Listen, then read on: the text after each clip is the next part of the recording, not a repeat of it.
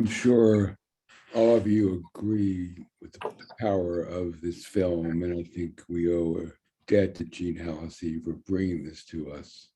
The continual struggle for human rights and democracy in Myanmar.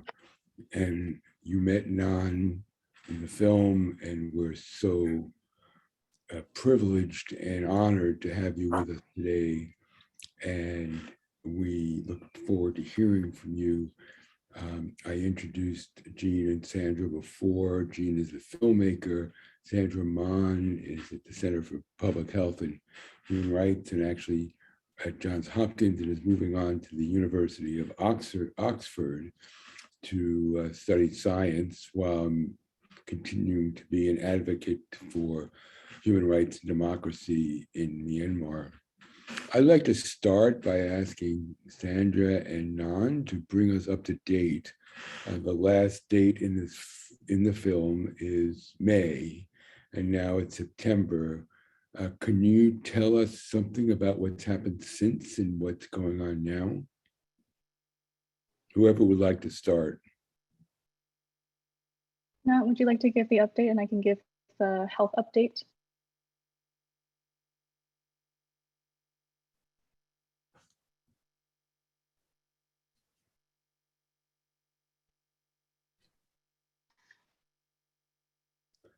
You muted?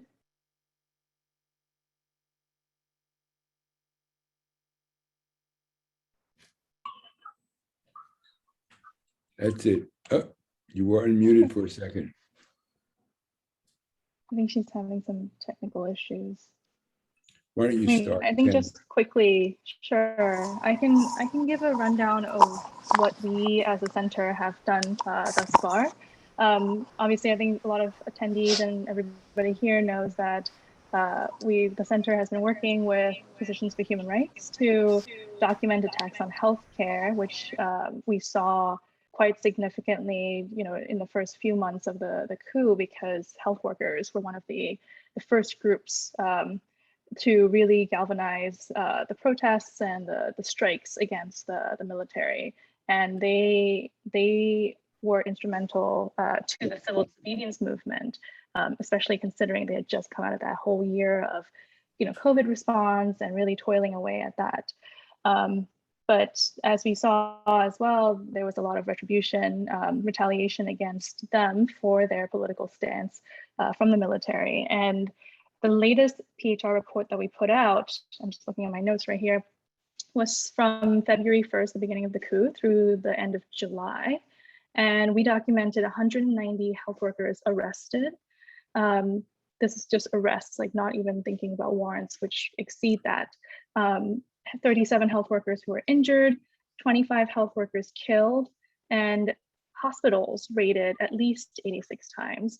And also hospitals occupied by security forces affiliated with the ministry or the military, at least 55 times. And then we also started collecting incidents that impacted COVID response measures, because right around July was when everything started kind of blowing up. As you can imagine, with the mass protests and the lack of vaccinations, the COVID situation was really dire through July and August, when vaccines were still sort of being ruled out, but very scarce at that point.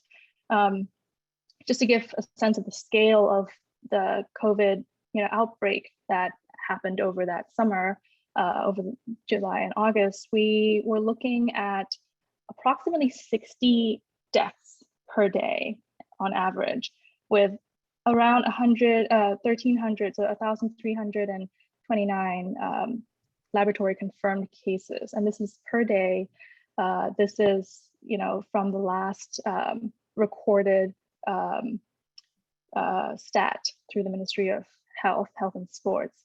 And by comparison, just in June, a month before, we were looking at 3.9 deaths per day versus 303 lab confirmed cases. So the scale is very, very significant between July and September. I'm sorry, I got my dates wrong.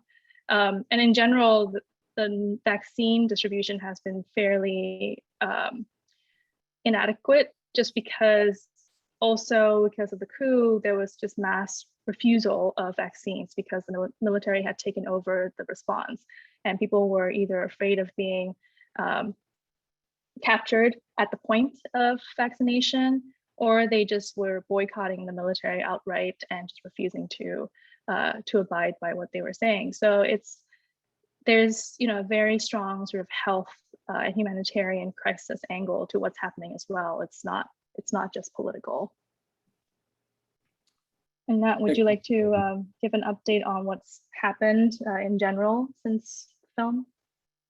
Okay.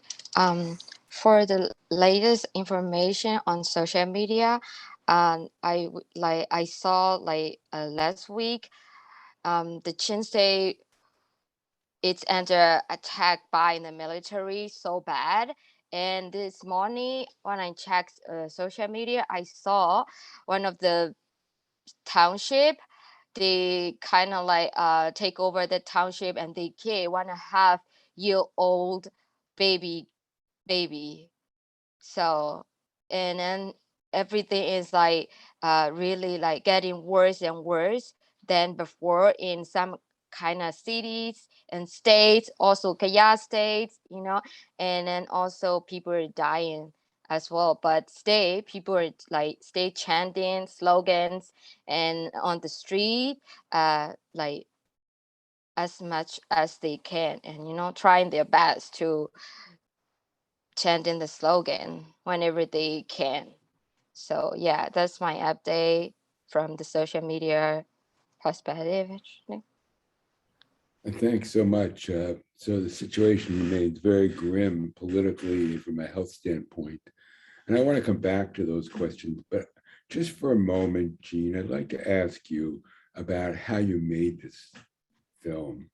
It was obviously very difficult to get that footage, and I wondered if you could talk about how you did it. Certainly, I'm actually going to defer back to Nant for that.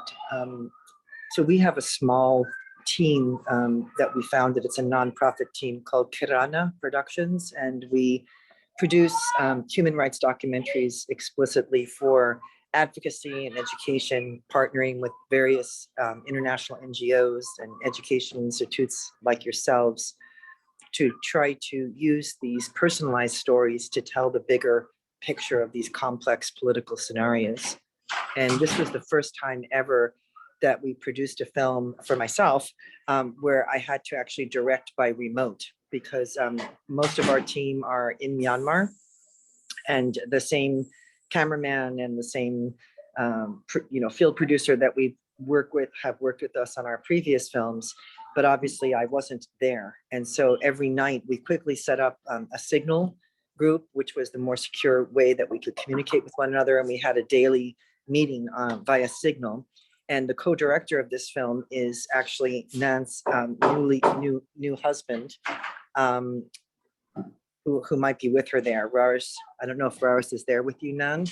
So it was Raris who would meet with myself and producer Greg Butensky every night, and we would get an assessment of what first of all, the security situation was for them, because we had to also be concerned about their safety as they were going out in the streets to film, as well as the overall situation in Yangon, like who were the storylines that we could follow, what was feasible, and keeping in mind paramount the security of the primary protagonists who we were following, because they were among those that you saw.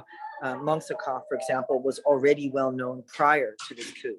So he was someone who would already be targeted and was being sought after by the military. And there is Raris. And I really, so it was with Raris and our colleagues, who we didn't identify in the credits just because they're still in Myanmar. So we have a cameraman who's in Yangon, and a field producer in Yangon, and a translator in Yangon. And Nan was actually just there, as you saw, kind of for the ride, to kind of help her new husband, having never been experienced being part of a film team or media or anything, and was quickly swept up in these events. But the credit for the courage of gathering those images really goes to Raj and our cameraman, who's still in Myanmar, and field producer who are still there. But I just wanted to say that from our perspective, and I think, Saima Sandra would certainly get this and perhaps can expound on it later, that the message and the vision of the film, what we wanted to show was actually Nan's awakening. And it became evident to us when she came over to the United States, at which point we had no intention whatsoever to include Nan as a character. But it became evident. I had met Nan before they were married, because Raris is like a younger brother. And when he was courting her, he said, "I want you to meet my girlfriend." And we went out for a supper and so forth in Yangon before they were married. And it became evident to me that her story was really emblematic of so many millions of youth. Here was this young woman who had heretofore, largely been apolitical in most senses of the word. She, had a general idea of what was happening in her country, but not to any great detail, and had, like many young people, believed the narrative that had been given out by the military and had been echoed in some chambers of the then existing government of the National League for Democracy, for example, regarding the Rohingya, for example, that they were, essentially a terrorist group. They were Muslims. They weren't of Myanmar. They had no right to claim that. And I thought it was also interesting that, Zha also talked about his previous understanding of the Kachin, that there were these sort of distant ethnic places that people said there was this horrible stuff going on, but surely it must be exaggerated, surely it can't be that bad. And I don't think that was an uncommon view for most young people, the so-called Gen Y and Gen Z, who had, for much of their youth grown up under relative openness, right, in the post-transition period. So really what this film was about, and the message of hope in the midst of all this horror, is that there has been this awakening. And there has been this great wave of consciousness that is, I believe, ultimately going to be the factor that changes Myanmar towards something that has a sustainable democratic participation from everybody, in understanding and recognizing the plight of the ethnics that have long suffered for decades, the plight of the Rohingya and the diaspora, what some have called a genocide, but certainly crimes against humanity against them. And I'm going to hand it over to Rarish and Nan to answer regarding that, the filming. Yes, Nice to see you. thank you, Jeanne. I think you could see that awakening, as it were, in the film very clearly among many, many people. Maybe you can talk about making the film and bringing that out, Rarish. So that was very interesting for me. First of all, because I love seeing that with Nan, because of course she is the most important person for me. But it was also interesting because having been involved in activism in Myanmar, before and especially after the Rohingya crisis, and being based in Yangon, a lot of times there were taboo subjects. So even, and I'm sure Jeannie also experienced this, even with activist friends from a long time, there were some subjects you simply didn't discuss. And this is what was so beautiful, and is still, in my view, the most beautiful thing coming out of this, revolution, is that all of a sudden, in a matter of a few days, all of the taboos were wiped off the slate. It was a clean slate. We saw a group marching through the streets holding signs saying they are Rohingya and they stand for the revolution. And it was really the first time that I saw an open display of Rohingya identity in Yangon. So this was beautiful to see people from different backgrounds who had certain prejudices that were willing to put those to the side and sort of look at a more inclusive picture.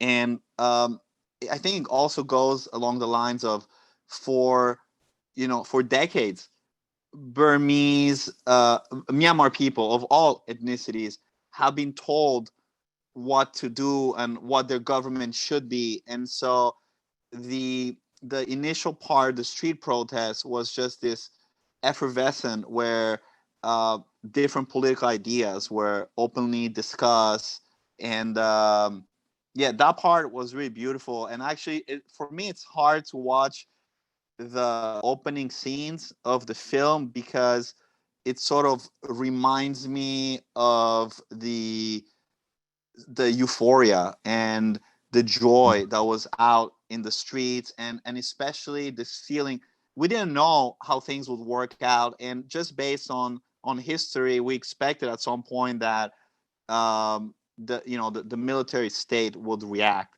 but still there was sort of this hope that anything can happen. Say it loud enough, and we may actually get real democracy. And what I think a lot of that has now gone underground, as we see towards the end of the film, where Zol has had to, take to the jungle, and other people that are involved in the film are also have also joined liberation forces that operate, outside of the city centers. But I think through a combination of what the fighting that they're doing on the ground, as well as what the diaspora and really everybody who's involved on social media is doing, I think that's a big difference between this uprising and previous uprisings in Myanmar. I mean, we're now, 8 months into it, and we're still supporting CDM groups. We're still supporting protesters and this people defense forces as much as we can. So, I would say that the hope is still there. It's not as visual as it was in the film anymore, but it's still there. And until we succeed, we're not going to give up. Well, thank you for those incredibly illuminating comments. And I want to look now on the flip side of what you said. You talked at length about how Burmese people started looking at various ethnic groups in different ways, that they had prejudices, and those were just exploded, those prejudices, almost overnight. I'd like to turn back to Sandra and ask about the involvement of these groups, not just Rohingya, but in the eastern part of the country, the Kachin, the Karen, the Kayan, and the Shan, and other groups. And it appears in the film that they were making common cause. So it seemed like a really two-way street of engagement in the fight for democracy. Can you talk about that, Sandra? Sure. I think, when it comes to the ethnic organizations, there are different dynamics kind of at play, right? I mean, you've got people who have been just for so long oppressed by the Burma majority military and the people who have been fed the rhetoric that they are the rulers of the country, and like all other ethnicities and religions, because mostly Buddhist, all other religions are not as worthy of the land as they are. And so there's a lot, even from characterization of citizenship, there's been a lot of issues with that in the country, and it persists. I mean, even through the NLD government, the democratic government, that persisted, and that was never adequately addressed, which is, something to be reckoned with in this fight. And I think a lot of folks have understood that, there truly cannot be liberation from the army, from the junta, unless we're all free, right? So hence this two-way sort of collaboration between the people who are seeking this democratic cause and cause for liberation, and the ethnic groups who have long fought for their liberation. So it's a common abolitionist movement that we're seeing right now. And they've also played a huge role in helping, some of the NUG affiliated health groups with distributing vaccines, providing aid.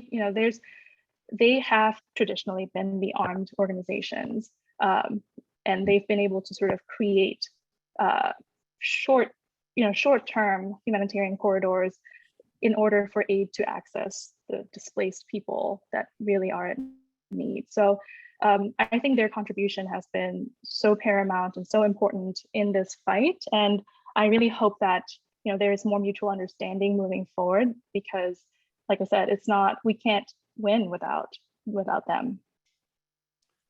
Thanks. I want to turn to another subject of the film where toward the end we saw the enormous displacement that has taken place and the humanitarian situation and the implications of the humanitarian crisis for the political situation. As Jeanne mentioned, the whole conflict or the repression is coming up this week at the UN. And this is open to anyone. What do you think, describe the humanitarian crisis as it is now and what the international community needs to do about it?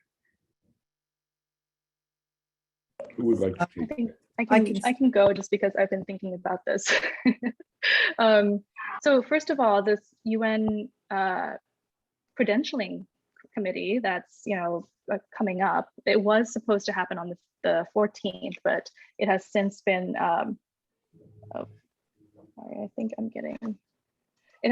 since been postponed to November. That is a way for us to get humanitarian aid delivered to Myanmar, because the situation right now, we're seeing mass displacement. We're seeing, uncontrolled infectious disease outbreaks in the form of COVID, which is something that we all have, had a taste of across the world over the last year. And there is a real sort of health security threat that's, that's at play that the UN could help mitigate significantly. And that's why the UN choosing to provide the right credentials to the duly elected government, which is the NUG, is going to be the first big step for this sort of aid delivery. And then the question of how this aid and humanitarian help will be delivered must be sort of worked out between the NUG folks and the junta, but that's, I think, a little bit later on. First is really just trying to get that inroads for the UN to help mitigate the humanitarian crisis afoot. Jeanne, did you want to say something as well? Certainly, I'll add, this is a primary focus of what we're advocating for when we're showing the film. Because as Sandra mentioned, I have spent a significant amount of time in the last 3 decades in ethnic areas, most of the ethnic areas in the jungles, areas controlled by the armed organizations of the ethnic groups. We work specifically with the civil society or community-based organizations in those ethnic areas. And there is absolutely a crisis. It's not looming, it's here. And it's not just a health security crisis, it's also a food security crisis, a clean water security crisis, and frankly, shelter in some of the northern areas, such as Kachin State, which can become very, very cold. So one of the key geographic areas where this humanitarian corridor needs to be established is along the Thailand-Myanmar border. It's a contiguous border of over 1,500 kilometers and has, over the course of the decades of the armed conflict in Myanmar, been the kind of go-to buffer zone, both for the ethnic groups that are fighting the military in Myanmar, as well as for the refugees who have fled there. So just since the coup, we have seen an estimated 200,000 newly displaced. So close to 250,000 newly displaced. That was on top of the numbers that had already been displaced prior to the coup. So not only in Eastern Karen State, as you mentioned, Professor Len, but in Kaya or Karenni State. We have also seen massive displacement in Chin State, which Nant mentioned, where there is fierce fighting going on, and also within Kachin State. And many of the non-ethnic civil disobedient movement medics, for example, because I'm in close contact with, we work closely with the Kachin Women's Organization in Michina. They have received many of those non-ethnic, so Burmans or other, races, hospital workers, doctors, medics had to run for their lives, and they've given them shelter and under the aegis of protection of the armed organization. But those areas are in dire need of long-term and medium-term supplies for food, and also, of course, for the infectious disease that Sandra mentioned. So notwithstanding COVID, this area is known to be endemic to a particularly stubborn version of malaria that has existed for decades along that area. And then, of course, given the density of the population that are gathering in these areas and the lack of clean water, we're also looking at other waterborne infections that could arise.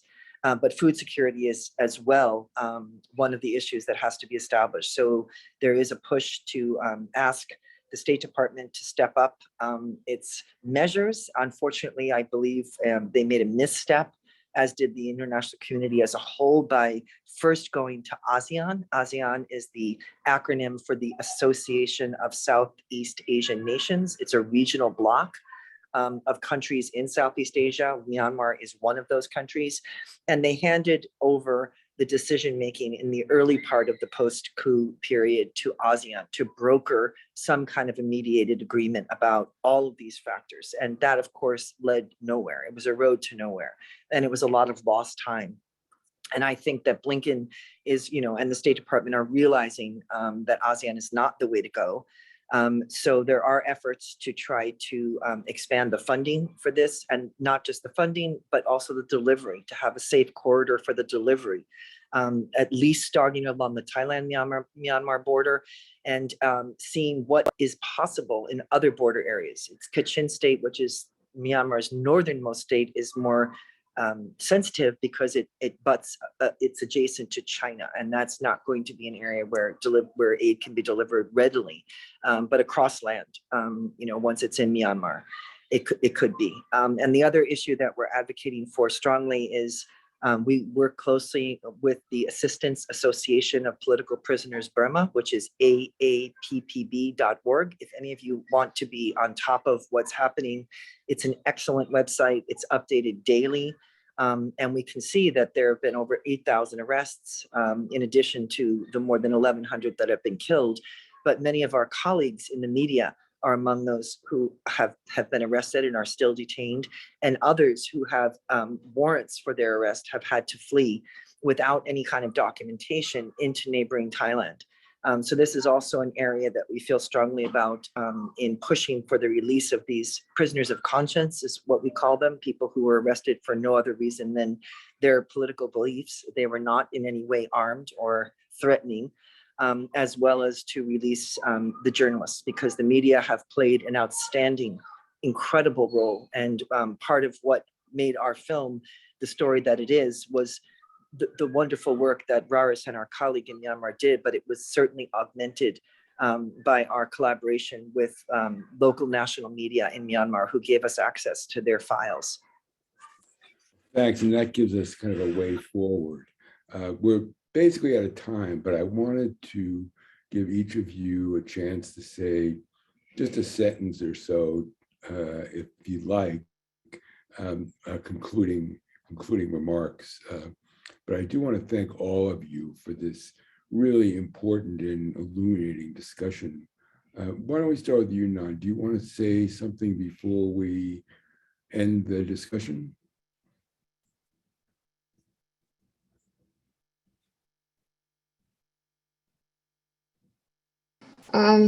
Thank you so much for having us, and then also I hope people will understand the feeling of our people, and also we'll stay fighting on social media as well as outside, and then also we are donating money to our people for COVID, as well as for the what is that, PDF,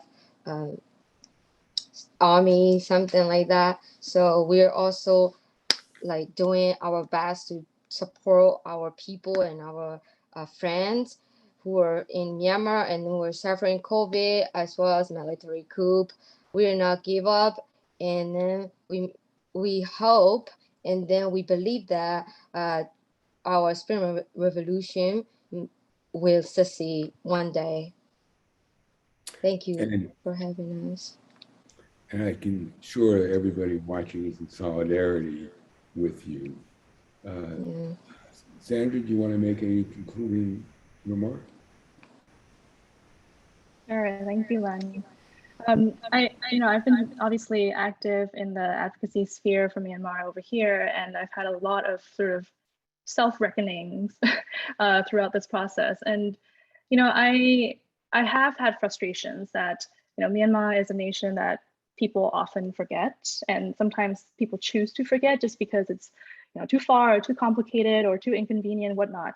But at the end of the day, I think, Myanmar, along with other sort of colonized countries that were previously colonized, are pawns, right, in this sort of power play that's imperialistic and neoliberal.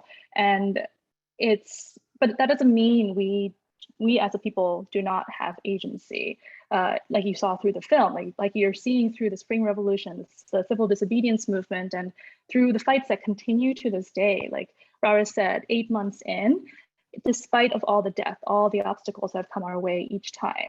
And something that continues to really just astound me every day is the incredible intersectionality of the movement. In the country, obviously, we saw protests that were really just grassroots to the definition, driven, by like garment workers, first of all, labor unions. I mean, you saw in the film people with hard hats. Like that wasn't just, for show. It was labor unions who had borne the absolute brunt of government brutality, even through the easier democratic days, who led a lot of these movements. And then obviously you have the younger students, popular celebrities, and even health workers like I focus a lot of my work on. And obviously, like I'm here overseas in what we call the diaspora. And the coup has made activists of everybody, right? Like scientists, environmentalists. I have a drag queen friend in New York City, Emigrate, who has been super active. We also have chefs and cookbook authors in the UK, for example, Mamimi A, and there was Sue in the US she made the final of the season's Master Chef. So everybody's been kind of, in spite of all the grief, people have come around her and supported her and congratulated her. And it's funny because you wouldn't think that food is like political, but it's really a public facing representation of culture. And like why couldn't something like a Burmese restaurant play a role in Myanmar's social justice movement? Anyway, so to say all this to say that across the world, the Myanmar people have spoken, and our will is evident. And if for some reason you can't be persuaded to support our fight, then please at least be moved by this show of endurance and resistance. I'm getting emotional because whatever happens in Myanmar is something that could impact wherever you are. And please invest your political, social, and goodwill in Myanmar, just as you would in Haiti and Afghanistan and Palestine, Colombia, and so on, because our world is increasingly volatile and none of us are free until we're all free. Thanks for that eloquent statement. And we're way over time, but Jeanne, if you want to give us one final remark, one sentence. Well, we can see with Sayama, Sandra, and Nant that Myanmar has no shortage of very powerful, intelligent, sensitive, compassionate women. And we work closely with the Women's League of Burma, which is an alliance of all different women's ethnic groups in Burma. If you are interested in giving support directly on the ground to these CBOs, please contact us and we will direct you to them. Many of them have offices outside of Myanmar where they can receive funds. And apart from funds, remember them. It is difficult in these times of the pandemic and Afghanistan, people hanging off planes and the world is imploding around us, to make a choice, a conscious choice of where to care.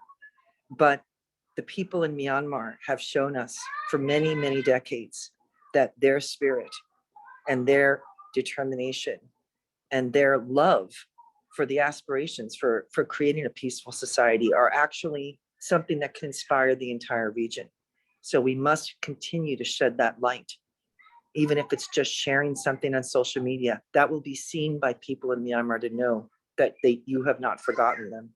And last, Sayaken, Saya Len, is that if any of you watching, and I'm sorry we couldn't see you, would like to show the film, we have a website. It's Kirana, Kirana. It's just kiranaproductions.org. We're working on a short version of this for classroom use, so it would be much shorter. It would only be about less than 20 minutes. And we would like you, if you have any interest, whether it's a religious organization or a small study group or any other institution that would be interested in showing the film and having Nant and maybe Sandra, if she's available, speak. This is the work that we use to keep the consciousness going. And we want to thank you very much again, Professor Len, and very proud of Sayama Sandra and the work she's going on to do in Oxford, because it's going to resonate.